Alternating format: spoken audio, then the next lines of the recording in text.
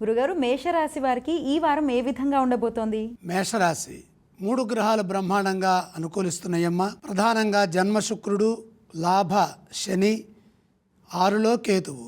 ఆర్థికంగా శుభకాలం ఇది. జన్మ శుక్ర యోగం శుభాన్ని ఇస్తుంది. ఆర్థికంగా పెట్టుబడులు విజయాన్ని ఇస్తాయి. భూగృహ వాహన యోగాలు అనేక విధాలుగా కలిసి వస్తాయి. ఎందుకంటే శుక్రుడి యొక్క అనుగ్రహం పరిపూర్ణంగా ఉంది. వృత్తి ఉద్యోగ వ్యాపారాల్లో నైపుణ్యాన్ని ప్రదర్శించండి. ఉద్యోగంలో శ్రమ అధికమవుతుంది. ఏకాగ్రతతో పనిచేయండి. ముఖ్య కార్యాల్లో విజయం లభిస్తుంది.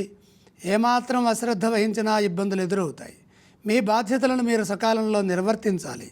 ఇతరుల విషయాల్లో అధికంగా కలగజేసుకోవద్దు. వ్యాపారంలో జాగ్రత్తగా పనిచేయాలి, లేకపోతే నష్టాలు ఎదురవుతాయి. ప్రతి పని 1-2 సార్లు పునఃసమీక్షించండి. మానసిక ఒత్తిడి పెరగకుండా బాధ్యతలను పూర్తి చేయండి. ఆత్మవిశ్వాసం అవసరం. గతం గురించి అధికంగా ఆలోచించవద్దు. ఉత్సాహంగా నిర్ణయాలు తీసుకొని వాటిని అమలు చేయడం ద్వారా మేలు జరుగుతుంది. మంచి భవిష్యత్తు లభిస్తుంది. కాలం మిశ్రమంగా ఉంది. వారం మధ్యలో ఒక ఆపద నుండి బయటపడతారు. మిత్రుల సహకారంతో విజయాలు సాధించండి. కుటుంబ సభ్యుల సూచనలతో శాంతియుత మార్గాన్ని నెలకొల్పుతారు. మేషరాశి వారు ఏ ఏ స్తోత్రాన్ని పఠించాలి? మేషరాశి వారి ఇష్టదైవాన్ని స్మరించడం మంచిది. గురుగారు, మేషరాశి వారు ఏ ఆలయాన్ని సందర్శించాలో తెలియజేస్తారా? జన్మ సూర్యయోగం ఉన్నది. సూర్యనారాయణమూర్తిని దర్శించండి. గురుగారు, మేషరాశి వారు ఏ ఏ దానాలు చేయాలి? సూర్యప్రీతిగా గోధుమల దానం చేయండి.